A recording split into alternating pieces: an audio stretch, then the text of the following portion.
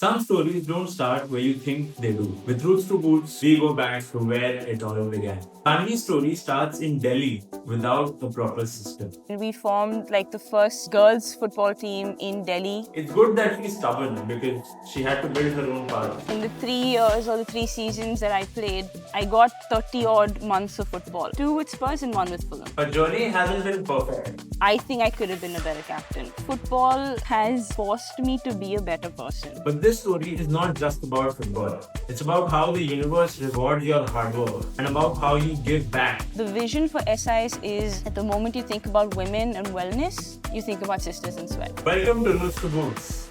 Don't forget to subscribe to the channel and hit the bell icon.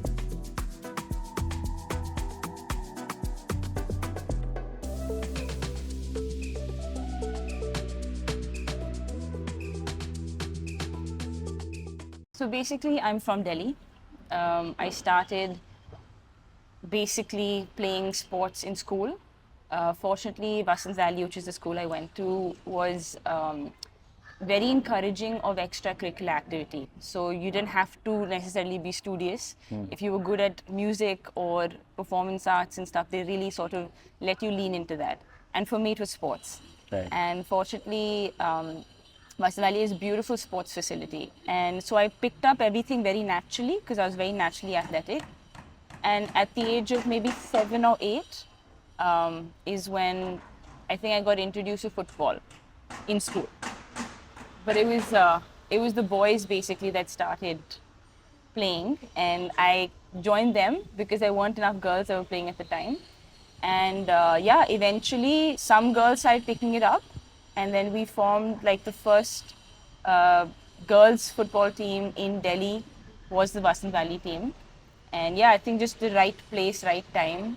But this was also like 20 odd years ago, so yeah. But you were the one making that change or like opening that door for girls into football in your school or your area. I mean, the interest was there. I think the coaches also saw that I had the athletic ability, the talent was there.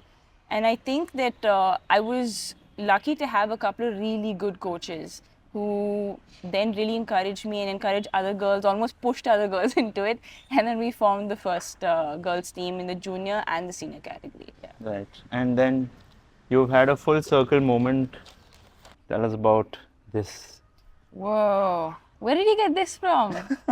So this is when I had come back from England. Been a few years since I had obviously graduated from school, and had at this point I think I'd already played for Spurs and Fulham. Yeah. And my journey began at school, so it made perfect sense for me to go back and visit school. And also the coach is still the same, Mr. Gagoi. He's still the coach, so I'm still in touch with him. But I just thought it would be nice to sort of pay a visit to where it all began. And obviously there's a full-fledged girls football team there that was also training at the time, and the coach was kind enough to organize a little session, and I was part of it and got to speak to the girls. So yeah, full circle moment for sure. This is literally the field. Beautiful. It's a beautiful 11-a-side field. Yeah. Love it. Love it. Moving on from your school days, how did that journey sort of shape? Did your neighborhood have any sort of an impact on what you went on to do living in Delhi? How was it like culturally? So I will say that I think I was surrounded by good people. I think your close circle needs to be supportive of your dreams. And fortunately, my dad has also been like a state level tennis player in Punjab. Oh, So wow. he's got the sports bug. He understands the passion, he understands the hard work it takes, and the sacrifices it takes. I think having a dad like him, and then mom was also super supportive. I remember in 11th standard, it was summer holidays, and there was no football camp for the girls. And I was desperate, like I really wanted to play during the summer holidays. And so mom literally took me from like venue to venue. We did our research to try and find a place where I could just train. Wow. And so we found then Chibber Sir's Academy, Eves, Okay. in Delhi. Chibur sir's Dalima Chibur's dad. Oh. He was my coach thereafter for a Wow. significant period of time. And so we found his academy, which was essentially a boys' academy, with maybe just his daughter and one or two other girls. And so I joined there regularly. And that's kind of how I think I ended up taking the training outside of school and college as well with him. But mum was the one who would drive me here and then wait for me to get done and stuff. So supportive parents, I think, is quite essential. And I think those who have it, it becomes that much easier because you're not fighting your own family to get your dreams to sort of, become a reality of sorts. And then, of course, your coaches, right? The people that guide you as far as the skills are concerned, as far as the vision on the pitch is concerned. Those people are important as well. And I think that all my coaches very early on saw that I was the kind of person that you could push. I enjoyed the push actually. So I always wanted to do, if the person next to me was doing, like, let's say, even the guys, it didn't matter if it was a boy or a girl, if they were doing, let's say, 10 push-ups, I had to do more, no matter what. Like, my night would not be done until I was done with that extra bit. That's just how I was, and the coaches loved that. So I think that's why they knew that they could push me. And yeah, I think they've just been fortunate to have those people around me. Of course, there just wasn't enough of an ecosystem, however, for the girls. So even though I was part of the school team and the club team, Chibur's team, we didn't have too many other girls teams to actually play with or train again, like, sort of compete with.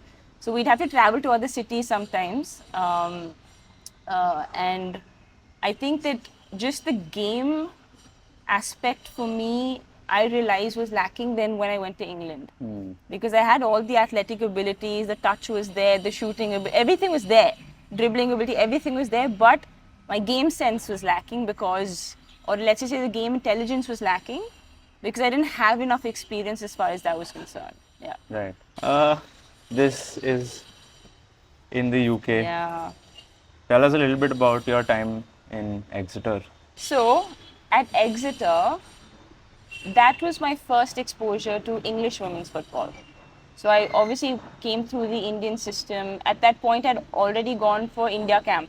2009, I was called for the under-19 India camp at Gwalior. And I did well, but because I have a foreign citizenship, obviously very unique case, I couldn't actually go on to play for India. So just a year or two after that is when I went to England to do my master's at Exeter University. Again, my choice of university there, or my choice of college even at Delhi University, was always centered around football. I did my research that does this college or does this university have a solid infrastructure around women's football, and it did. So when I went there, that's kind of when my mind opened up to what the English system could provide. Right, in terms of the coaching, the facilities, the competitiveness, the standards, everything. So when I went there, played for obviously the year with the university team, I figured that I can't go on to play for India, so I may as well come back, train, and then go back to England and try my hand at clubs. Right. And I did my research again, sent some of the clubs an email just asking them when their trial dates are, because I believe at that time there were open trials for women in certain clubs. Wow. And so I obviously confirmed the dates and stuff, and I trained towards those dates. But for me, the time in Exeter was very crucial for that because it sort of exposed me to what I could get. Things that you've never in the seen English in India. system. Yeah. So that's kind of why I trained and then went back to England and tried my hands at clubs. But yeah, it was great. I learned at Exeter that I have to work so much on my physicality in terms of my strength. I had great stamina. I still do a great stamina, speed. It's all there, but I would just get pushed off the ball like I'm just some kind of wind instrument. Seriously. So I remember starting to do my first few push-ups there. Wow. And every morning I'd wake up and just start doing and that's kind of when I started building muscle. Yeah, but that was also I was 20, 21 already by then. So that's quite late. But yeah, I guess you only start making changes once you learn, no? Right. Yeah. Right. How do you're still like as almost as fit as you were at 22, 23. How do you, yeah, that's what. That's How do you like motivate yourself every day? You're waking up, you're thinking, oh, I think this is just personally, I need some motivation to stay fit. See, I think that fortunately, even with Sisters in Sweat, right? Or even with all the football that I've been playing ever since I moved also to Bangalore, I've had access to people that want to train, people that like training, people that I can surround myself with facilities that I can use like this. Okay, I think I've been fortunate to have again people that have been supportive. So the gentleman that owns this facility, he kind of gives it to me at a fraction of a price just for my own training, right? And I've come across people in my life that have trained me for free, or Chibursa included, right? He practically trained me like a daughter, right? So I think that for me, the drive has to be internal. I don't know how to teach someone that. It's just you either have it or you don't. And I know that fitness always plays a part as you grow older, right? For me, there is maturity in my game today. I have a vision on the pitch because of the experience I now have. So what is the thing that will hold me back is probably my fitness, right? And I just am stubborn. I'm stubborn and I won't allow that to happen. That's all. So for me, that's what it is. It's just that stubborn attitude that sometimes works for me and works against me. But yeah. Could you, in 2, 3 lines, explain why Sisters in Sweat exists and what it is all about? So basically, we observed that after school and college, girls tend to drop out of sport just because it's simply not organized for them, right? That's where Sisters in Sweat started, or the original thought started. And so we started providing sports in an organized form exclusively for women so they feel safe, they don't feel intimidated, at a recreational level. So you don't have to come to try and become semi-pro or pro. It's for you if you're a beginner, it's for you if you're intermediate, it's for you if you're advanced. It's just a safe space. To And socialize, to have fun, to to stay socialize, fit. correct. To socialize through sport, which I think men do very well. Yeah. Right? They continue playing frisbee and cricket well into their working life, which women don't. So that's where we sort of bridged the gap, and then we realized what was happening was there was a very strong community element that started to grow.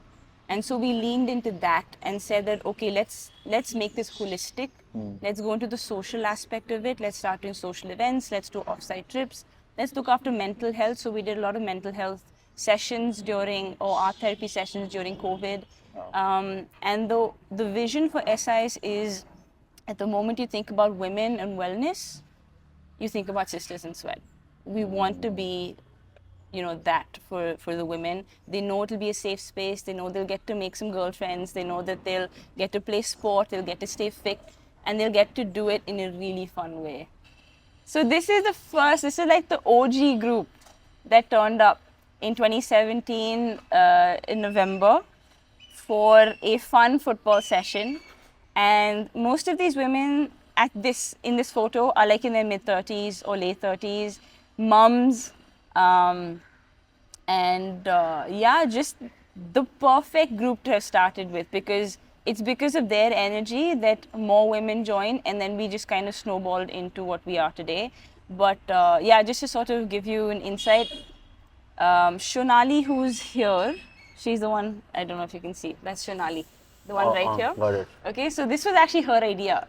So a couple of nights before this happened, Shweta, my other co-founder, who's a Nike certified fitness instructor, we met through Nike. She's a Bangalore girl. She introduced me to Shonali at a party. Okay, so I'm not a party person. I'm unfortunately not a very social person. Unfortunately for Shweta, I'm not a very social person. But this particular evening, this is November 2017, I had moved to Bangalore just a few months before. She forced me to go out. Okay, so I'm glad she did, because today SIS exists because I stepped out that night. But she forced me to go out that evening, and she introduced me to Shonali. Okay, and she said that this is Tanvie. She's a footballer. She just recently moved to Bangalore. Now, Shonali, if you ever meet her, you're never going to forget. Okay, she's that kind of character, extremely extroverted, bubbly, loud, lovable, but you will not forget this character ever. Okay, so I met a drunk version of her. Okay, so there was a heightened version of her, and she obviously, when she heard that I'm a footballer, got like super excited and said, "Hey, teach me and a few of my girlfriends how to play." And so Shweta and I looked at each other, were like, "Dude, should we take her seriously? Should we not?" But we booked a small five-a-side ground Nice. that weekend. And we thought maybe like 3-4 women will turn up. It'll be a fun 90-minute session. Shweta and I planned a very nice 90-minute session, thinking it'll be a one-off Sunday morning, fun like morning with the ladies, and then we're done. It was such a hit. 17 women turned up just for that session. Wow. And they loved it so much that they told us, let's do this every weekend. And then we just started to do this out of like a passion sort of thing every weekend.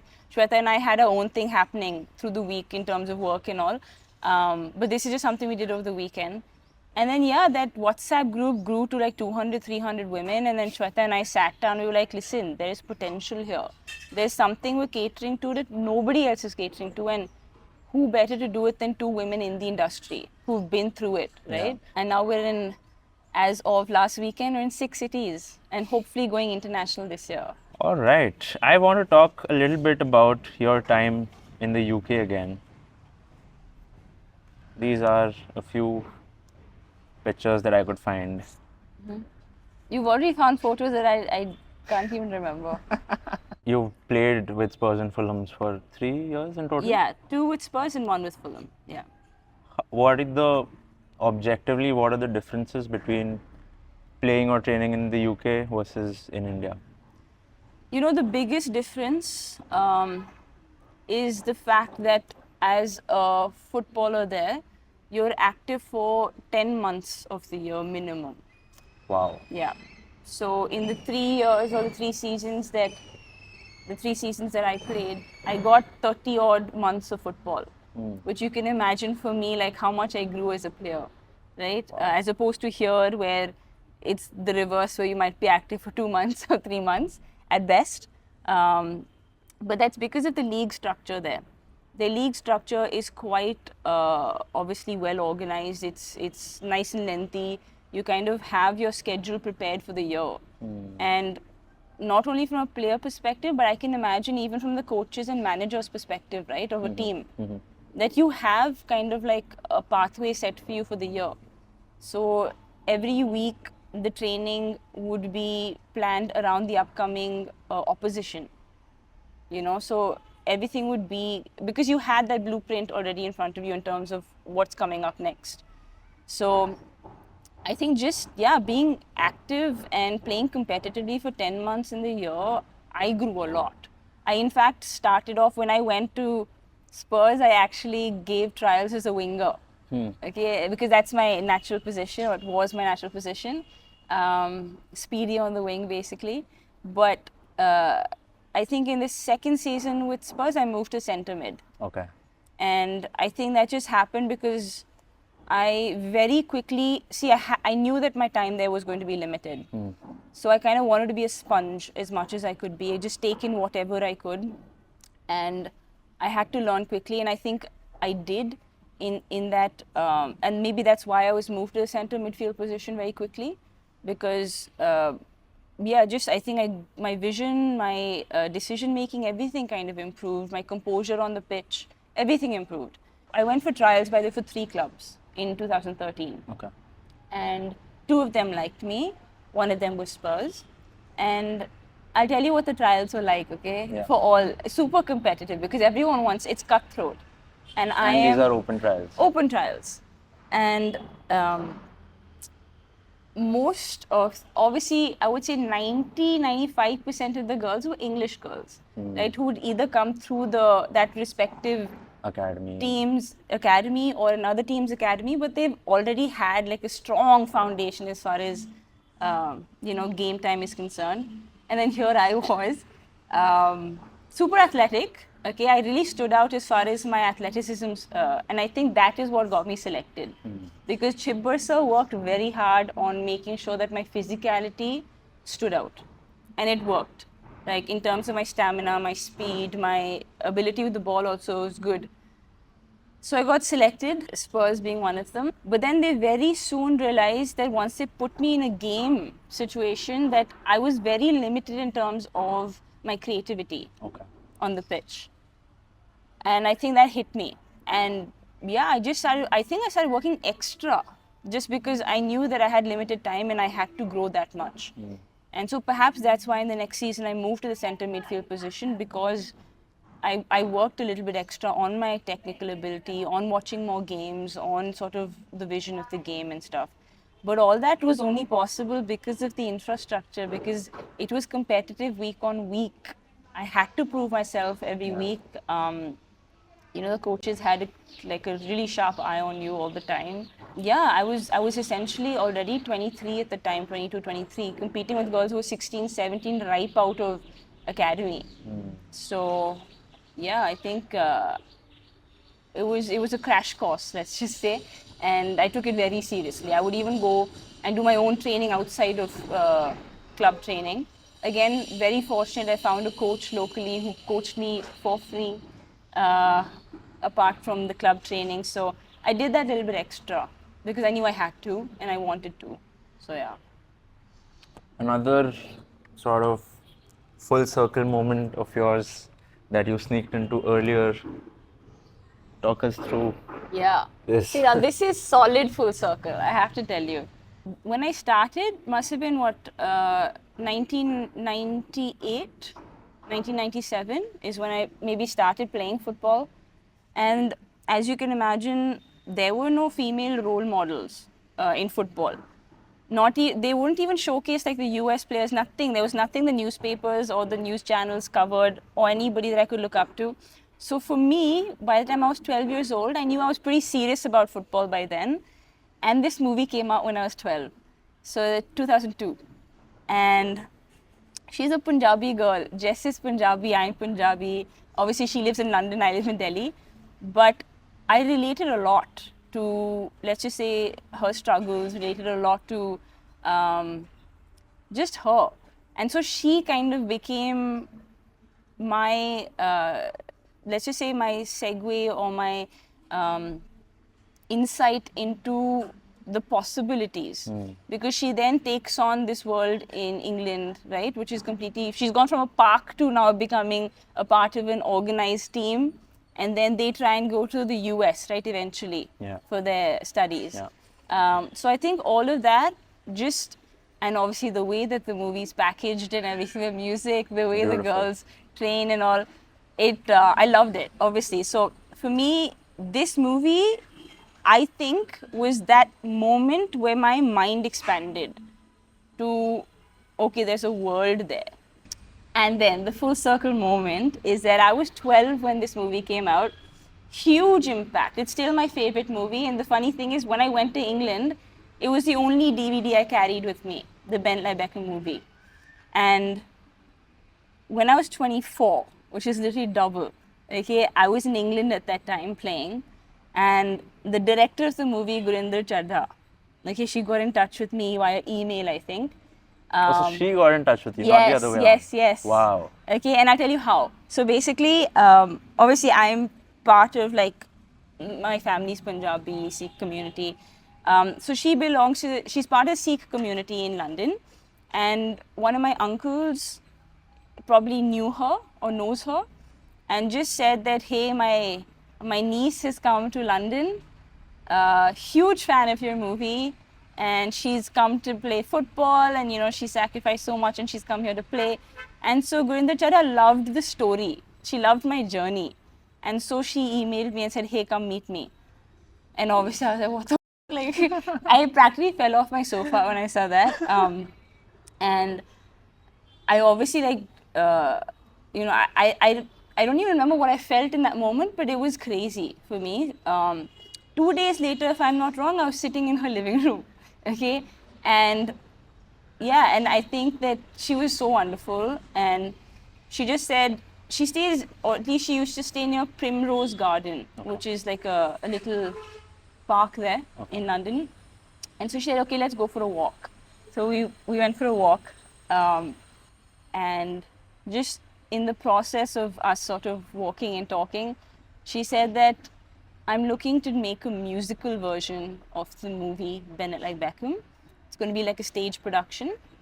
And I want you to be the poster girl, literally. And I was like, okay. I don't even think I responded in the way that she expected, because I wasn't expecting that. Okay. And yeah, I think she just liked the journey I had. She must have also seen the similarities between the characters. And then again, maybe 2-3 days after that, I was in a studio being shot, and this is the end result. Basically what they gave me was like this tiny green patch, okay, in this fully white studio. I just had to pretend to do a volley shot again and again and again, but I had to do it in a sari. And so I'm in oversized boots on this tiny like patch, with a cameraman trying to film me taking a volley shot in a sari, which is also a little bit large on me, with my hair open. And then the instruction was that look happy. And I was like, I don't think that it's easy to look happy when you're taking a volley shot. True. But I tried, and so I think I did okay. But I did like 50, 60 takes probably. It was good fun, man. Like, literally, it all happened within a week.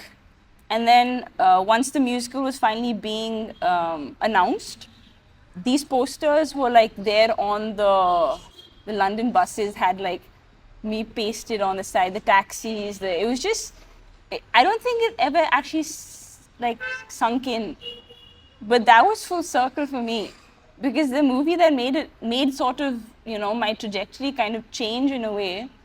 I became the face of the musical of it like 12 years after that. This is truly full circle. Yeah, this is football. It will take you to places. Yeah. What has football taught you, like, in life? I'll tell you what, I think football, for me, has forced me to be a better person constantly. I think if you ever have a raw conversation with Mithila, I captained her for a couple of years, okay? And in hindsight, I think I could have been a better captain to her, or to even the rest of the players. This was the Karnataka state team? Karnataka state team, also Parikrama, the club super division team. In hindsight, I've only understood that because of football, that I can be a better leader. And now, if you take that into, let's say, Sisters in Sweat, where I'm also playing the role of a leader of sorts, right? Yeah. I've had to sort of shed a few of, let's say, the egos that I've had, and relearn a lot and understand a lot. And I think the route to most of my learning in life has been football, because it's challenged me in terms of failures. It's challenged me in terms of just putting a mirror up against myself and saying, I can be better. I can be a better leader. I can be a better loser. For me, that's been hard. I can be a better teammate. I can be all these things. And then that's kind of transpired into my Sisters in Sweat leadership as well. And I think today I'm more, I think I'm more all-rounded now as a professional overall because of football. Yeah. I've heard a lot of stories where football shapes people's lives, and I think this is like a prime example of how a sport has like And decided constantly. what you do, where you go, who you meet, Correct. everything. Correct, yeah. Beautiful. A little bit about your ambitions now with Sisters in Sweat and otherwise in life. Where do you head from here? Like, you've done all of this great stuff. You've played for Tottenham, you've played for Fulham, you've trained with the international camp. Couldn't play, of course, citizenship. But what do you see yourself doing, say, 2, 3, 5 years from now? You know, the thing about me is that I live a lot in the present. I don't think too much about the future. I relate to that. Yeah. Me too. I'm like that. It's because I don't want to script the future, because I don't know what it will bring. Right? I have a vague idea of what I want to leave this planet with, and I keep saying that, is that I want to leave an imprint that's larger than my body once I leave. That's it. And now, how that's going to be, how I'm able to achieve that, I don't want to restrict myself. I think football has been a huge tool for me. But then Sisters in Sweat happened very organically. I mean, it literally happened because a friend had an idea on a drunk night. An introvert went to a party and spoke Exactly, to a right? I could not have scripted that. Yeah. And even when I went, by the way, to England to play at the clubs, I remember sitting down with my dad and Chibursa and saying that I want to go for one season. Okay. I want to experience it, see if I'm good enough, maybe bring some learnings back to India and see what I can do with that knowledge and that growth. Fair. One season became two became three, and then my gut told me come back. I don't know. Something told me in my gut to come back. And then that was 2016. 2016 is when that Nike campaign happened, and I met Shweta through the Nike campaign. And because Shweta and I met, Sisters in Sweat exists today, right? So I don't like thinking too much about the future because I have a lot. The first tattoo I ever got was this, faith. Just simply believing that things will work out, right? Yeah.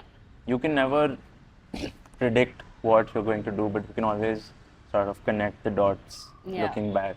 100%. And I think it's amazing to see how far you've come and what you are about to do, of course, with Sisters in Sweat. How do you want to be remembered as a human? Someone who made a lot of mistakes, I think, but grew from them. Yeah. Perfect. Yeah, I don't have a lot. I think this was a beautiful, beautiful learning curve for me from your journey, from your mistakes, from your just actions in life. Yeah. The last thing I want to ask you is, what do you think of women's football in India right now? So yesterday evening, I saw on the Indian football Instagram handle, under 20 team, okay, they're looking so good. Their touches, everything, I can see, like, I was not that when I was that age, you know. And they're better is what you're saying. 100%, but they'll kill that version of Tanvie, maybe not physically, but otherwise, yeah, they'd like completely, like, technically destroy me. And that makes me so happy. That's an under 20 team, you know.